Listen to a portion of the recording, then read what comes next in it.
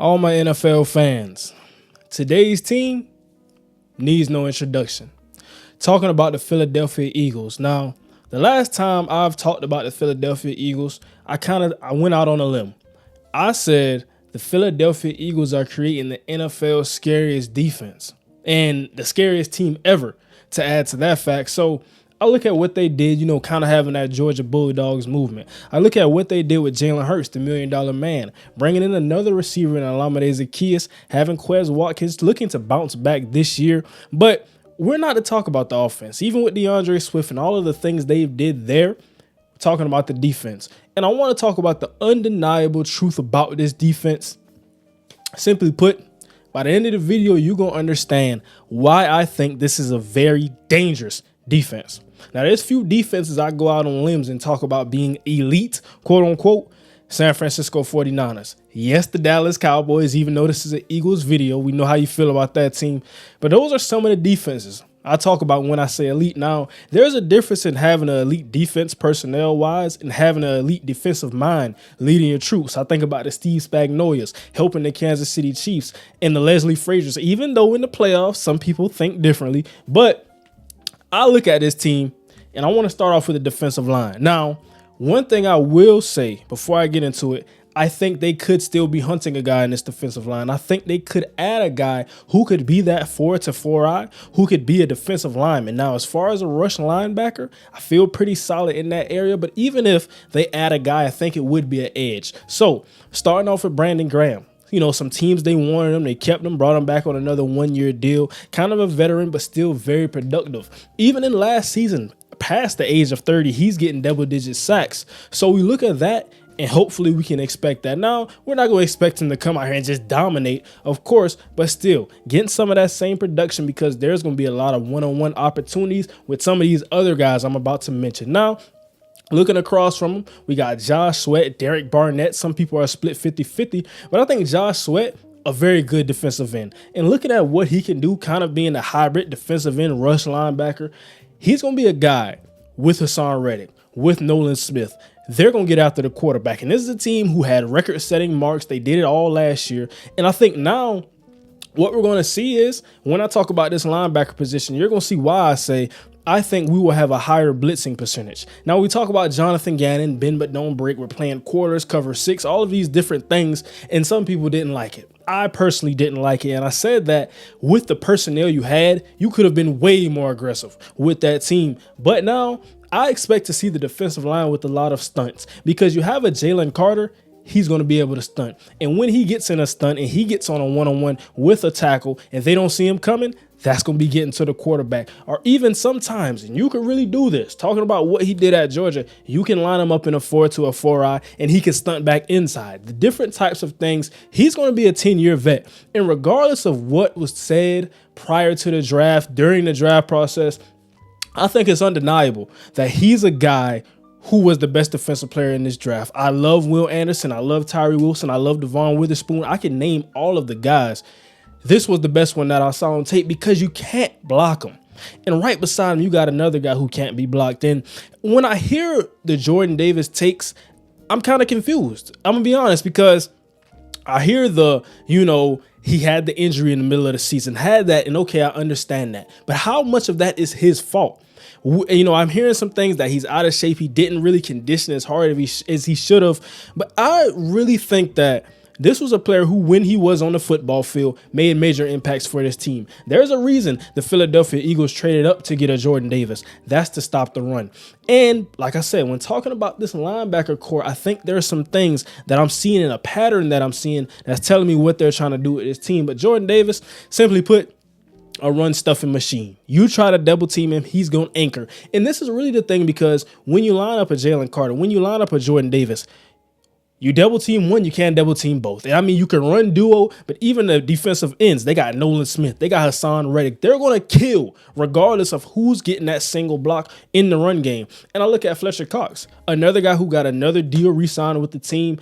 Just a sweet move. Adding these guys in defensive line, this is what Howie Roseman loves to do. This is what this team and Nick Sirianni, what they've built, this is all a part of the plan. And like I said, with the depth, I see Derek Barnett, pretty solid player. Don't expect him to do much on this team. Janarius Robinson, some solid depth right here. You know, Matt Leo, Marlon Tuipulotu, Taron Jackson. But I talk about the interior. There's some nice depth there because I look at Marlon Tuipulotu. I look at Kentavious Street, bottom over from the New Orleans Saints, Moro Jamo, a guy who I think slipped in the draft process. I really liked him coming out of Texas, and he's another one. Talk about these versatile guys who can play the 3, 2, and 1, different things, and I think he can also be a big defensive end because when I was looking at him, I saw a guy who's kind of that hybrid 3-tech to a big defensive end in a 3-4 scheme, but this is a team who's multiple. Saw a lot of 4-2-5 last year with that team, having Kaiser and TJ Edwards. Now, talking about these rush linebackers, and I say rush linebackers because the term outside linebacker, I just don't use it anymore when I look at teams because who really has? Now, some teams in the 3-4s and the 4-3s, we have outside linebackers who are actually outside linebackers, but a lot of the times these guys are just rushing on these teams. So Hassan Reddick, I think a guy who's going to be a prime defensive player of the year candidate. Some people felt like he got snubbed, but I think right now he's a really good player. And in the playoffs, he dominated. Now, with the Super Bowl, one play away, you know, talk about the holding call. And also, when we look at the historic records we set with the defensive line, with the pass rush, we talk about the field. Guys were slipping, switching cleats, all these things that we had. And I do think there's a little bit of truth to that. Now, I'm not going to say on a better field you win the game, but I do say on a better field would have been a more balanced game, a more fair game. Not making any excuses, not taking anything away from the Chiefs because they played a great football game as well, but something I want to note with that game. Now, talking about him, everything I thought about Nolan Smith and the weaknesses I saw in Nolan Smith's game, you know, talking about countering, talking about hand usage, I think Hassan Reddick can teach him everything he needs to know.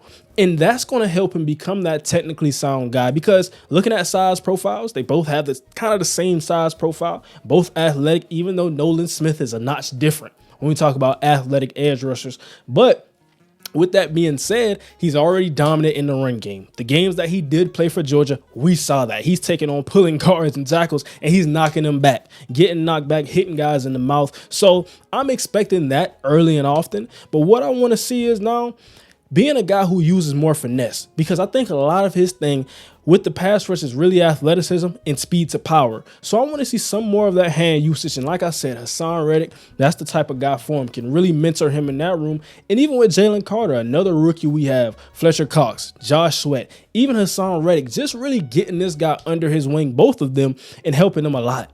Now, I want to talk about the linebackers because when I talk about this defensive line, and one of the best in football, if not the best in football, I want to say Nakobe Dean, understand what he really is. Now, coming out of Georgia, Nakobe Dean was one of my favorite players. Don't know how he slipped to the 3rd round. That's not really the topic right here. But when I look at Nakobe Dean, I don't see the guy who's, you know, dominant in the run game, who's going to get knocked back against guards, who's really block shedding. But I see more of a guy who has no limitations in coverage. I see a guy who can run sideline to sideline and really do a lot of those things. So now I do like his instincts. I want to add to that. But we know he's kind of an undersized linebacker. But when I say he's an undersized linebacker, I think that's going to be shielded when I look at his defensive line. Jalen Carter, Fletcher Cox, Jordan Davis, all of these, Brandon Graham, all of these guys, we got Nakobe Dean. He's going to be running free a lot of the time. So when we say, you know, he's 5'11" to 6 feet, about 230, 240 plus, when we say that and we look at him in today's linebacker realm, all of the linebackers in the game, I think he's going to be all right. I don't look at the size as a concern, and the concerns that I would have had, I don't think he's going to be in a role where he's asked to really take on guards as much. Now, when he has to, of course, we want to see him be good in that area, but I don't think it's going to be a common thing because we got these defensive tackles who are going to eat up blocks. So he's really going to be shooting gaps. And like I said, he could do a lot of things in coverage, and really he's a good blitzer. That's something I like coming out of Georgia. So now with him stunting, with Jordan Davis's, with Jalen Carter's, he's getting into the interior. Even Fletcher Cox, this is going to be a guy who's running free a lot of the things that he's doing. And we know he's an athlete. So when we have that, I do think he's a guy who's going to surprise a lot of people. Now, I hear some things talking about adding a veteran to this linebacker room because beside him, we got Nicholas Morrow, we got Christian Ellis, Sean Bradley. And I think that it's not the greatest linebacker room. If I had to talk about a position, it would be the linebackers for this team, but we just got to see it. And I think that if they made a move, even with the edge rusher, like I talked about, if they make a move, we got to see it in camp first. We got to see some games first. I don't think it's a need that has to be made right now. I think it's a move that we can kind of wait and see, and then we do something if we really feel like it's a problem. So Nicholas Morrow coming from the Chicago Bears, as you guys know, we talk about the Bears a lot here. And when I talk about the Bears, Nicholas Morrow, I think he's solid. I don't know what and to what extent how impactful he'll be in this scheme. When I look at the linebackers, I really see Nakobe Dean as the best player. He's wearing the green dot, as we all know by now, so he's going to be the leader, and expecting him to be a great player flying around free. Now, the secondary. I love this secondary. I think some people are worried about the secondary. I'm not. I'm really not, because depending on what Sean Desai comes in and he's asking these guys, and also the pass rush is the best coverage. I'm going to say it. You can have Jalen Ramsey, you can have Xavier Howard, you can have Patrick Surtain, Jair Alexander. The pass rush is the best coverage in football. So now, we were able to somehow, in some way, I don't even know, retain James Bradbury, retain Darius Slay. So we got to feel really good about the corners we have. James Bradbury being an all-pro. Darius Slay having a great season, even though in the back half his play kind of waned a bit, but I really loved his season. And how those guys play off of each other. So talking about that, even Avonte Maddox, we know, has to stay healthy. But when we ran that 4-2-5, he was a guy who played the slot. And we all know C.J. Gardner-Johnson, he's now a Detroit Lion, but another guy who was in this secondary. And I think that really trying to replace him, because I look at Kevon Wallace, I look at Terrell Edmonds. Terrell Edmonds coming from the Steelers. I think he's a guy who's going to be more around the box. Now, he can play in a two-high safety set, but really I think his best football is when he's closer to the line of scrimmage. So Reed Blankenship came in during some injuries and really made some plays, some big-time hits, some interceptions. But the real battle in this secondary, Greedy Williams, Avonte Maddox, Sidney Brown, Reed Blankenship. And those are the two kind of matchups that I'm watching. Now, Kelly Ringo, a guy who I really like coming out of Georgia, and slipped from a first-round mock to a fourth-round pick. Now, we know by now some of the things that he can't do. And understand that if you're taking in the fourth round, there are some things to develop. But I think a really good player when we talk about raw talent. You don't go to Georgia and produce for no reason. Now, Marvin Harrison Jr. showed him some things. And I think that when you have those games, I'd say have them, in some of those moments, because it makes you better. When you go against Marvin Harrison Jr., and I think of AJ Terrell, when he got blasted by Jamar Chase, you have those moments, you see what you did wrong, you see how you got different techniques against the receiver and what worked and what didn't work, and how you felt comfortable in different positions against different routes. So that's the type of thing that he can take and now use to develop his game, understanding where he has to get better. So I think he's a guy who will make an impact. I don't know if it'll be this season, but I do think he will be a good player for the Philadelphia Eagles. Now, Greedy Williams, right now he's looking like kind of that slot guy, even with Avonte Maddox. So seeing if, of course, like I said, it's all dependent on health, but Greedy Williams coming over from the Cleveland Browns out of LSU, a very good football player, got him in on a sweet deal. And this was one of the more surprising moves for me, but it's telling me that I feel like with Avonte Maddox and the injuries that they're kind of looking at this, and this is going to challenge him. Now, of course, injuries are not his fault per se, but I think that two good players, it's a great problem to have and something we're watching in training camp. Now, the last thing I want to talk about, Reed Blankenship, Sidney Brown, Justin Evans, even to add him in there, coming over from New Orleans as well. But two good players. And if I had to put a guy, I'm going with Sidney Brown. This is a guy I watched out of Illinois, and I think even we've talked about this with the videos that I've done on the Philadelphia Eagles, Sidney Brown being a Swiss Army knife. And I think if you want to get into more cover two, and this is a team that can run cover two and a lot of two high safety looks because you got those dogs in the interior. So if we're doing that, even on first down, I would not be surprised at all. I'm telling you. So I like Sidney Brown. He can do it all, like I said, one high, two high, different types of things, even play some slot in different situations. So I think he can do that. So having him is really another guy that I'm watching at training camp with Reed Blankenship. Reed Blankenship understanding that he didn't really have high expectations, but he came in, made football plays when it was needed and when he was depended on. So we can't really count him out either. Two good players that I like. But like I said, I would ride with Sidney Brown if it were up to me. And I look at his defense and talking about all of that, I feel comfortable with these safeties. I feel comfortable with the linebackers, everything. I think that, like I said, if I had to add pieces, it would be with the defensive line, talking about edge rusher, maybe another linebacker. But I feel really good about the safeties. Like I said, these are some younger guys, some guys who haven't been proven at this level to the extent that we would expect or want. But I think good players in general, and when they get on the football field, a lot of Eagles fans will understand that. So really recapping that, talking about this defense, there were some players lost. Some big time names lost. Javon Hargrave, C.J. Gardner-Johnson.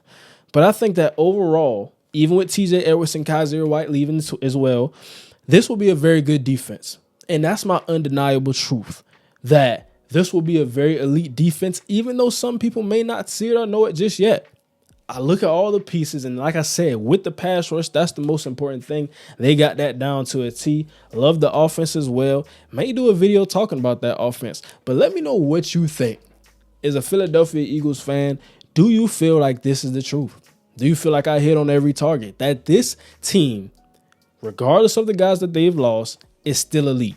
I talk about the defenses that I love, Buffalo Bills.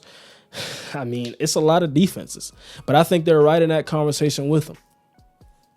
That's for us to talk about in the comments, but that's going to do it for today's video. Just talking about the Eagles, a lot of the things that I saw and that were on my mind with this team. Thanks for watching. Subscribe for more content as always. Like the video if you enjoyed this one.